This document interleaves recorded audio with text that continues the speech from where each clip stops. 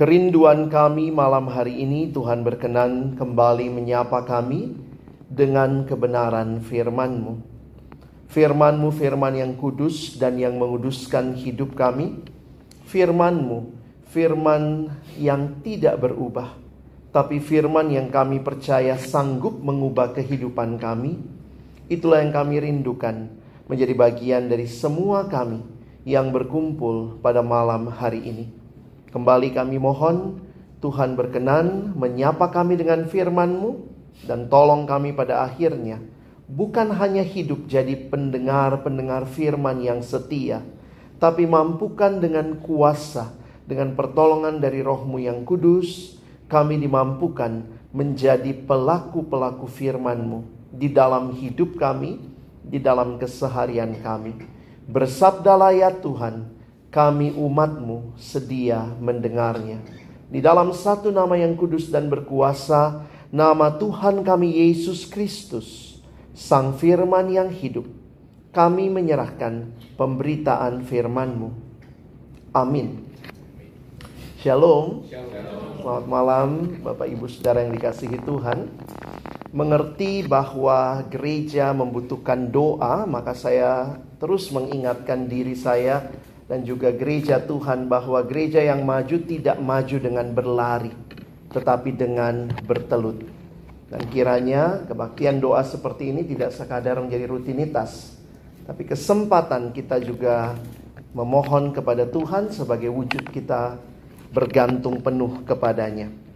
Bapak Ibu Saudara, di dalam bulan misi ini, maka tema di dalam kebaktian doa juga terkait dengan dengan misi. Maka ada bagian-bagian yang akan kita bahas dalam sepanjang bulan ini. Dan bagian yang diberikan kepada saya malam hari ini adalah discipleship and mission. Jadi apa hubungannya bicara pemuridan dan misi? Nah, itu yang sama-sama akan kita coba pelajari malam hari ini. Firman Tuhan akan kita baca di dalam Markus 16 ayat 9 sampai dengan ayat yang ke-20. Mari Bapak Ibu Saudara, jika sudah menemukan, kita akan membaca bagian ini bergantian. Saya akan mulai membaca ayat 9 bersama dengan rekan-rekan yang pria. Lalu yang perempuan membaca ayat yang ke-10. Kita akan bergantian sampai ayat yang ke-20. Ya, yang pria lebih dahulu ayat 9, lalu yang perempuan ayat 10, kita bergantian sampai ayat yang ke-20. Baik, mari pria kita mulai membaca 1, 2, ya. Setelah Yesus bangkit pagi-pagi pada hari pertama minggu itu, ia mula-mula menampakkan dirinya kepada Maria Magdalena. Daripadanya Yesus pernah mengusir 7 setan.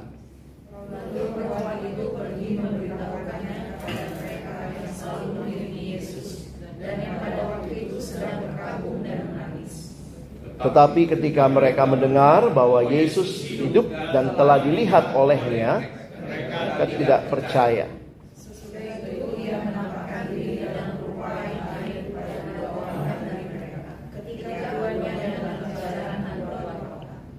Lalu kembalilah mereka dan memberitahukannya kepada teman-teman yang lain, tetapi kepada mereka pun teman-teman itu tidak percaya.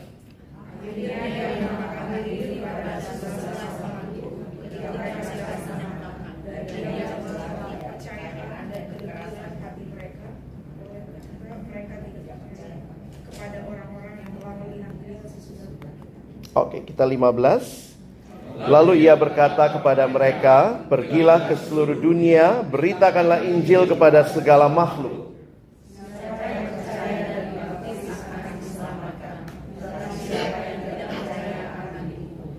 Tanda-tanda ini akan menyertai mereka, akan mengusir setan-setan demi namaku. Mereka akan berbicara dalam bahasa-bahasa yang baru bagi mereka.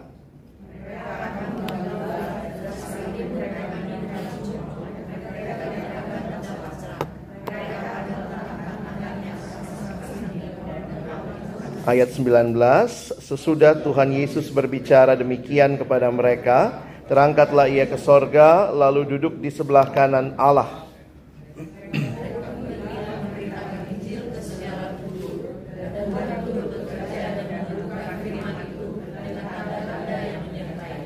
Baik, Bapak Ibu Saudara yang dikasihi Tuhan, ini bagian akhir dari Injil Markus. Menarik untuk memperhatikan bagian akhir dari setiap Injil, di mana setiap Injil berbicara tentang Yesus yang bangkit. Hanya 2 Injil yang mencatat kelahiran Yesus, Injil Matius dan Injil Lukas. Tetapi keempat kitab Injil semuanya mencatat Yesus yang mati dan Yesus yang bangkit. Dan Yesus yang mati dan bangkit, kalau kita perhatikan, memberikan pesan kepada gerejanya. Dan pesan inilah yang dipegang oleh gereja Tuhan menjadi perintah yang kita lakukan hingga hari ini. Saudara, kalau ada yang katanya mau meninggal dunia, itu biasanya pesan-pesannya sangat didengar, saudara ya. Jadi ini cerita saja, katanya ada engkong yang mau meninggal, begitu ya. Lalu kemudian engkong suruh semua, mari cucu-cucu anak-anak kumpul semua. Engkong hidupnya gak lama lagi. Terus waktu semua sudah kumpul di kamarnya, engkong di tempat tidur, engkong cuma mau kasih pesan terakhir. Apa itu, Kong? Ya, jagalah. Wah, jagalah apa, Engkong? Jagalah, katanya. Jagalah apa, Engkong? Jagalah kebersihan. Terus dia meninggal, saudara ya. Itu cerita saja ya. Jadi orang benar-benar dengerin, apa ini. Gak lama lagi emaknya bakal nyusul nih. Jadi kemudian kumpulin semua. Emaknya bilang, kumpul semua anak-anak, cucu-cucu. Iya, emak, kumpul ya, emak mau kasih pesan-pesan terakhir. Wah, apa itu, emak? Tanah. Hah, tanah yang mana, emak? Tanah yang mana, emak? Tanah yang di belakang rumah. Kenapa, emak? Jangan dijual. Kenapa, emak? Pokoknya jangan dijual. Kenapa, emak? Itu bukan milik kita. Terus dia meninggal gitu, saudara ya.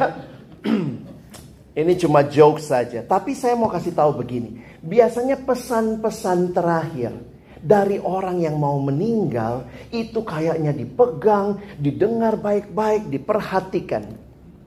Tetapi kalau kita perhatikan akhir kitab Injil, ini bukan pesan dari orang yang mau meninggal. No. Ini pesan dari Yesus yang bangkit, saudara. Setelah kebangkitannya, Yesus menampakkan diri kepada para murid. Yesus memberikan pesan penting, terutama amanat untuk memberitakan Injil. Ini bukan pesan dari Yesus yang mati. Kalau yang mati aja kita dengerin, wah apa itu ya? Jagalah kebersihan. Ini dari Yesus yang bangkit, yang dengan otoritasnya mengutus gerejanya. Saudara, ada 2 ayat yang bisa kita highlight. Misalnya ayat 15 tadi ya. Lalu ia berkata kepada mereka, pergilah ke seluruh dunia, beritakanlah Injil kepada segala makhluk. Ini pesan yang menjadi bagian penting. Beberapa orang mengatakan ini adalah the last command. Sebelum Yesus naik ke surga, ini pesan yang diberikan kepada gereja. Di dalam pelatihan, kalau Bapak Ibu mungkin ada yang pernah ikut Hagai gitu ya, Hagai Institute, maka itu moto juga yang dia katakan bahwa your last command is our first concern. Perintah terakhirmu itulah concern utama kami. Maka ini menjadi hal yang menarik ayat 20. Akhirnya mereka pun pergilah memberitakan Injil ke segala penjuru, dan Tuhan turut bekerja dan meneguhkan firman itu dengan tanda-tanda yang menyertainya. Sehingga kalau saudara perhatikan, sekali lagi, ini perintah dari Yesus yang bukan hanya mati, tapi dia bangkit. Dan dia mengutus gerejanya. Sehingga gereja punya tanggung jawab ini. Dalam kehadirannya di dalam dunia, maka misi menjadi bagian penting untuk kita membawa berita Injil itu ke seluruh dunia. Nah, tapi kemudian kalau saudara perhatikan, menarik sekali. Yang kalau saya katakan, kalau kita pelajari 4 akhir kitab Injil itu menarik ya. Bahwa pertama, kepada siapa pesan ini diberikan? Ternyata pesan ini tidak diberikan kepada semua orang. Kalau kita membaca, tadi dituliskan kepada ke-11 murid. Kenapa? Yudas sudah duluan ya. Karena kita tahu Yudas sudah mati lebih dulu. Dan kemudian kalau kita baca Injil Matius juga ini hal yang sama. Ini pesan yang diberikan kepada sekelompok orang. Hanya 11 orang. Kalau kita lihat misalnya di dalam Matius 28, kalau Bapak Ibu nanti baca ayat atasnya 16, dari 16 begitu ya. Maka kita tahu bahwa Yesus memberikan perintah ini kepada ke-11 murid. Nah, disinilah titik yang menarik untuk kita memperhatikan. Loh, kalau ini perintah yang penting, kenapa Yesus tidak kasih untuk sebanyak mungkin orang? Itu jadi pertanyaan buat kita. Kenapa Yesus memberikan kepada sekelompok orang? Siapakah mereka? Murid-murid yang dia menghabiskan waktu bersama mereka selama kurang lebih 3,5 tahun. Kenapa tidak diberikan kepada yang makan 5.000 orang yang makan roti, yang makan ikan, ya?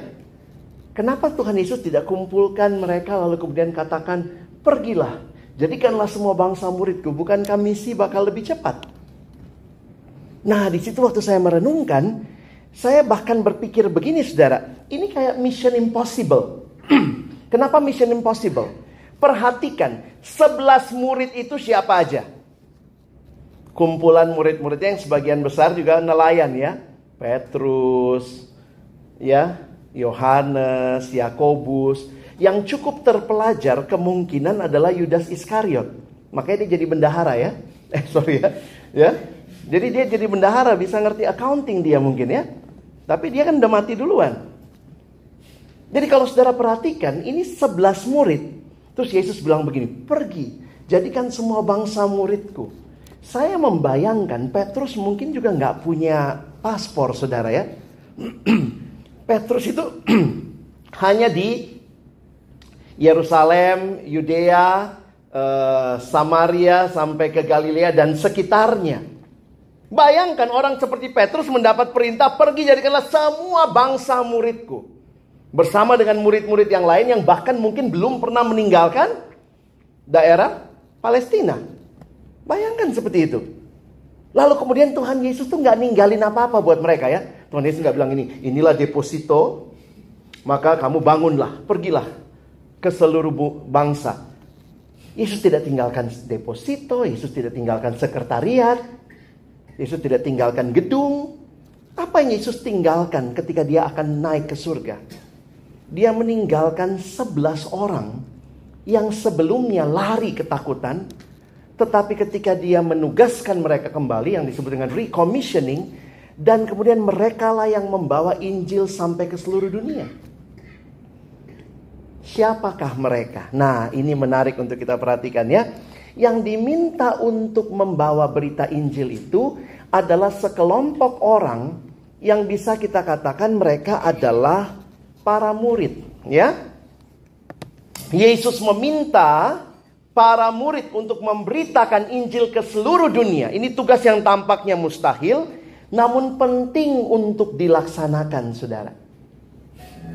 Nah, di sini jadi menarik untuk kita perhatikan bahwa ternyata tugas misi itu diberikan kepada sekelompok orang yang adalah murid. Saya ulangi ya. Tuhan Yesus tidak kasih perintah ini untuk semua orang, orang baru datang pun pergi begitu ya. No. Ini orang-orang yang mengalami sebuah proses yang cukup panjang selama kurang lebih 3,5 tahun. Orang-orang yang diajak Yesus pertama kali. Mari ikutlah aku. Di dalam Matius pasal 4. Mari ikutlah aku. Kamu akan kujadikan penjala manusia. Saya ulangi prosesnya ya.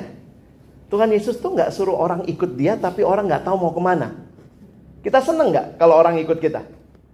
Tapi coba saya tanya sama Bapak Ibu. Yuk ikut saya yuk. Bapak Ibu nanya ya apa? Mau kemana? Mau jadi orang Kristen? Mau ikut Yesus? Nanya gak Yesus mau nyuruh kita kemana? Waktu Yesus panggil murid, dia gak tipu-tipu ya. Mari ikut aku, nanti cuan lu banyak. Mari ikut gua, nggak ada hidup menderita. Mari ikut gua yang sakit sembuh. Mari ikut aku, kamu akan kujadikan penjala manusia. Kapan terjadi? Dia panggil mereka di Matius pasal 4. Tetapi dia utus mereka di Matius 28. Setelah terjadi proses yang namanya pemuridan selama 3,5 tahun. Nah, di sini jadi penting untuk kita perhatikan. Apa hubungannya misi dan pemuridan? Siapa yang akan memuridkan? Tentu gereja dipanggil untuk membangun orang jadi murid. Dan murid-murid kalau ada, nanti barulah mereka yang akan bermisi. Bapak Ibu bisa pahami hubungannya? Karena yang pergi bermisi itu bukan siapa saja yang datang ke gereja, tapi orang-orang yang dipastikan telah jadi murid. Karena kalau sudah jadi murid, pikirannya sama seperti gurunya. Hatinya sama seperti gurunya. Kalau orang-orang yang datang ke gereja tidak bertumbuh, banyak orang Kristen katanya, Kristen tapi KTP, Kristen tanpa pertobatan, Kristen tanpa perubahan, Kristen tanpa pertumbuhan. Jadi datang ke gereja kenapa? Senang, di gereja rame. Kenapa datang gereja? Lumayan, hari tertentu dikasih makan. Ngapain ke gereja? Semua yang dia pikirkan adalah, tapi akhirnya hati, pikirannya, bebannya nggak sama seperti gurunya. Yesus pergi, katakan, pergi jadikan semua bangsa muridku. Nah, saya membayangkan begini ya. Berapa lama waktu yang Yesus butuhkan untuk membentuk orang yang hatinya hati misi? Yesus membentuk mereka dalam satu proses panjang 3,5 tahun. Diajak, udah jelas dari awal, mari ikut aku, kamu akan kujadikan penjala manusia. Itu pun prosesnya lumayan panjang dan jatuh bangun ya. Kita membayangkan bagaimana murid-murid waktu orang banyak datang bikin repot kan? Terus habis Yesus ngajar, Yesus bilang kamu harus kasih mereka makan. Cek, gile, ini kalau kasih makan 5.000 orang ini berapa duit? Kadang-kadang gitu ya. Misi sama kas kadang suka nggak balance ya. Ini yang bidang misi pasti bingung gitu ya. Misi itu kan keluarin duit tuh. Nah kalau hatinya nggak dibentuk jadi hati murid, ngelihat orang bikin repot nih, ngelihat orang bikin repot nih. Yesus waktu lihat ini bikin repot, tapi lu yang mesti urusin mereka. Kamu harus kasih mereka makan. Jadi Yesus membentuk murid-muridnya yang sangat selfish menjadi orang yang begitu punya hati seperti Kristus, punya mata seperti Kristus, punya beban seperti Kristus. Nah, proses itu yang saya lihat namanya pemuridan. Jadi kalau kita mau simpulkan, saudara, ini Yesus meminta para murid itu yang sudah dimuridkan itu di akhir pelayanannya, kamu yang pergi beritakan. Makanya kenapa di akhir semua Injil hanya kepada sekelompok orang bagian ini. Murid itu kira-kira bagaimana? Coba kita lihat ini tadi kan. Murid itu berarti yang sudah dibaptis, dalam arti mereka sudah percaya dan sudah diajar. Ajarlah mereka melakukan segala sesuatu yang telah kuperintahkan kepadamu. Jadi kalau orang nanya sama saya, Pak, apa sih pemuridan? Kenapa Bapak beda-bedain antara pemuridan sama semua orang yang datang ke gereja? Pertanyaannya, kita sudah jadi murid nggak? Murid itu kriteria dasarnya bukan cuma tahu, tapi melakukan. Tahu saat teduh penting, tahu. Tapi nggak lakukan berarti bukan murid. Yang gereja harus hasilkan apa? Orang-orang yang cuma senang datang, tapi pulang kelakuan nggak berubah. Orang-orang yang senang ikut semua hal yang dilakukan, tapi tidak jadi murid. Makanya beberapa gereja karena terlalu besar membuat kelompok-kelompok memastikan ada murid. Nih sekarang juga banyak gitu ya. Kita kadang-kadang pergi ke luar negeri belajar dari gereja yang punya pemuridan di sana. Apa sih yang dia lakukan? Kenapa sih dia bagi kelompok-kelompok kecil? Saya bisa khotbah, Bapak Ibu semua dengar khotbah saya. Betapa pentingnya berdoa. Tapi bagaimana memastikan semua doa? Nah, kadang-kadang gereja bikin kelompok kecil. Yang kamu dengar hari Minggu, kamu lakukan nggak? Nah, gue bantuin lu ya. ada pemimpin yang doain kita, yang saling membangun. Jadi sebenarnya pemuridan itu harus terjadi di dalam gereja. Makanya pemuridan tidak hanya kelompok besar. Hari Minggu ibadah semua dengar firman, tapi dilakukan nggak? Nah, kelompok-kelompok pemuridan memastikan tujuan kita adalah melakukan. Jadi bayangkan, kalau cuma banyak yang datang ke gereja tapi tidak jadi murid, tidak melakukan yang dia dengar, sebenarnya nggak ada orang yang siap bermisi. Sorry to say, nggak ada misi. Kenapa? Karena misi itu hanya dilakukan oleh orang-orang yang sudah diajar dan tahu melakukan. Saya waktu baca ayat ini, Yesus nggak bilang begini, dan ajarlah mereka segala teori kekristenan. Tidak. Target akhir dari pemuridan adalah melakukan. Di satu perumpamaan Yesus agak kasar juga, saudara ya. Yesus bilang apa? Ada dua macam orang. Satu bijaksana, satu bijak sini. Satu bodoh. Yang bijaksana dia dengar firman dan melakukan. Itu bijaksana. Yang bijak sini dengar firman tapi tidak melakukan. Yang murid yang mana? Yang dengar firman dan melakukan. Kalau saudara gereja misalnya berapa? Hari Minggu yang datang 700 orang. Sampai 1000 orang. Itu yang dengar firman. Berapa yang melakukan? Nah, kita kan mesti dicek tuh. Tanda kutip. Makanya beberapa gereja, besar sekali gerejanya, bikin kelompok-kelompok pemuridan. Nah, biasanya begitu yang terjadi. Makanya saya lihat juga di GKY beberapa ada yang buat kelompok pemuridan. Karena apa? Kita mau menghasilkan murid. Karena apa? Kalau ada murid, barulah ada misi. Siapa yang bermisi? Murid. Kalau nggak ada murid, semua bukan bermisi, tapi permisi. Nggak jadi misi. Benar. Begitu diajak pergi, hatinya, aduh sibuk, aduh nggak mau, uangku buat anak sekolah. Betul, kita butuh semua itu buat diri kita. Tapi jangan-jangan memang hati kita nggak dibentuk jadi hati bermisi. Nah, karena itu saya coba simpulkan ya. Ada beberapa prinsip penting kalau kita mau coba kaitin ya. Jadi pemuridan itu dapurnya. Misi itu orang-orang yang sudah dimuridkan yang melakukan. Makanya kalau gereja cuma pikirin berapa yang dengar firman itu satu hal. Harus pikirin berapa yang mendengar dan melakukan firman. Gimana bisa memastikan itu? Beberapa gereja sekarang kita hampir pergi belajar luar negeri. Ya di sana bikin kelompok-kelompok kecil. Nggak usah jauh-jauh ke luar negeri sih ya. Kita udah tahu juga, karena gimana melatih.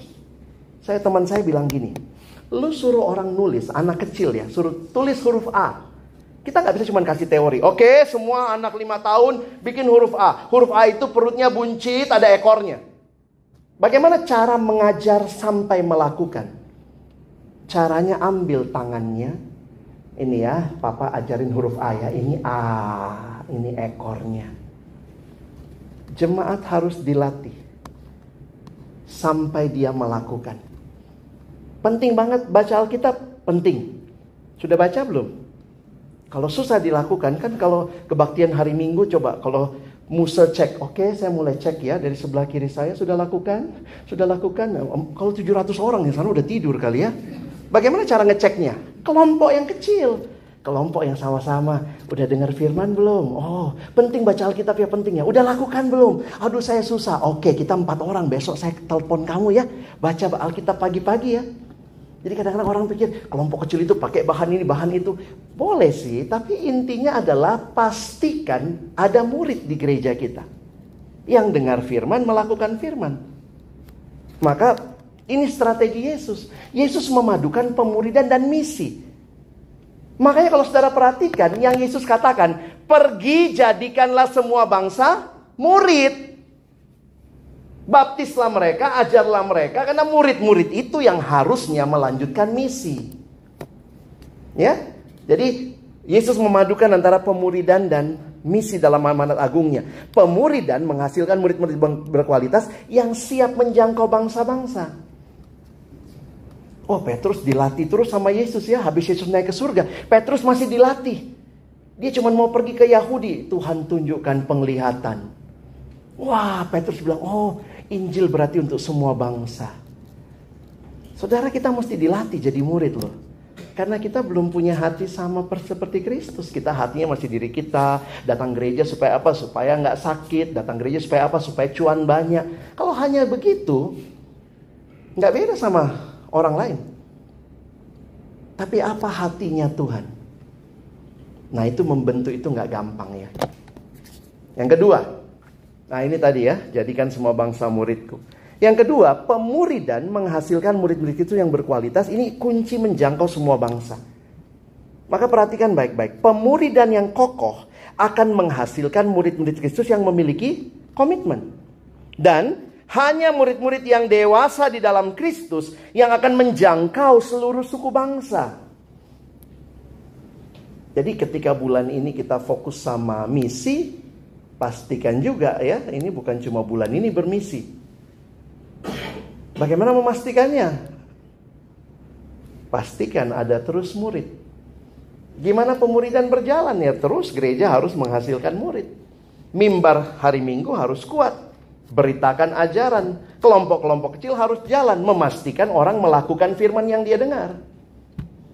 Ada satu gereja gede di Jakarta, kita banyak bilang, iya anggota kami banyak ke sana, banyak ke sana. Kekuatannya ternyata hari Minggu dengar firman, hari lain bikin kelompok-kelompok kecil. Banyak anak muda kita mungkin ke sana karena rasanya dapat komunitas yang menolong mereka hidup jadi murid misalnya begitu ya. Jadi kadang-kadang saya pikir kita coba lihat Alkitab sederhana sekali. Yesus tidak train 1.000 orang. Hidupnya 3,5 tahun dia train 12 orang, satu gagal. Tinggal 11. Jadi saya kadang-kadang mikir ya nggak mesti juga pemuridan semua orang ikut pemuridan. Mungkin leader-leadernya dulu. Dari leadernya menghasilkan leader lagi, menghasilkan leader lagi. Nanti pada waktunya semua jadi makin bertumbuh begitu ya. Apakah Yesus cuma ketemu 11 orang? Pasti lebih. Tapi dia memilih 11 orang untuk dia muridkan. Dan 11 orang ini yang pergi menghasilkan. Jadi ini prinsipnya. Mari ikut aku. Kamu akan kujadikan penjala manusia, murid yang memuridkan. Sasaran akhir pelayanan pemuridan tidak berhenti pada orang bertobat. Ataupun bahkan pertumbuhan. Tetapi setelah dia dimuridkan, dia bertobat, dia bertumbuh, dia bermisi. Itu udah satu siklus saudara ya. Karena itu kesimpulannya, ini melainkan melalui pelayanan ini, kalau saudara lihat ya, menghasilkan murid-murid Kristus yang pergi menjadi pekerja, memenuhi tempat dan panggilannya di dunia untuk membawa orang-orang memuliakan Tuhan. Bertobat, bertumbuh baru bermisi. Kira-kira begitu tahapan yang Tuhan Yesus lakukan ya, kalau kita mau tiru dia. Maka kesimpulan saya, pemuridan dan misi saling terkait. Buku yang saudara pakai memberikan ilustrasi begini. Pemuridan dan misi ibarat dua roda sepeda. Misi itu roda depan yang menentukan arah kemana. Tetapi roda belakangnya itu pemuridan yang memberi tenaga untuk bekerja atau bergerak seperti roda belakang. Nah, jadi kalau disimpulkan malam hari ini sederhana. Apa kaitan misi dan penginjilan? Oh, sangat terkait. Apa kaitan misi dan pemuridan? Oh, sangat terkait. Hanya ketika ada murid, misi berjalan. Dan siapa yang melakukan misi? Orang-orang yang sudah jadi murid. Sehingga bukan hanya di bulan misi dia bergerak. Tapi hidupnya sehari-hari adalah misi yang dia bawa dari Allah. Maka ini kalimat penutup saya malam ini. Jika gereja tidak menempatkan pemuridan sebagai prioritas, penginjilan, dunia atau misi hanyalah impian. Maka kiranya bulan misi yang kita kerjakan, kita doakan juga supaya orang-orang yang hadir di gereja kita sungguh-sungguh jadi murid. Nah, disitulah bagian yang saudara dan saya akan sama-sama lakukan ya. Kalau Bapak Ibu hamba Tuhan, lakukan bagiannya, mengajar dengan baik, memimpin, memperhatikan, mendorong orang bukan cuma datang gereja, tapi waktu dia datang dia bertumbuh, waktu bertumbuh dia melakukan firman dia punya hati buat misi. Nah, jadi pabriknya sebenarnya adalah pemuridan. Dan kiranya Tuhan menolong kita ya. Ada gereja yang lakukan kelompok besar, ada yang bikin kelompok kecil, ada yang bikin kebaktian per bagiannya, komisi remaja, komisi pemuda, ada komisi anak. Sebenarnya itu semua upaya untuk benar-benar menolong semua ya akan jadi murid. Maka lakukan bagian kita. Dan tentunya ditopang oleh doa-doa yang kita naikkan. Kenapa? Cuma Tuhan kok yang bisa hasilkan orang yang punya hati begitu ya. Kita kerjakan bagian kita, Tuhan berkati dan ini akan jadi sebuah kegerakan. Tuhan kiranya menolong kita jadi pelaku-pelaku firman. Amin.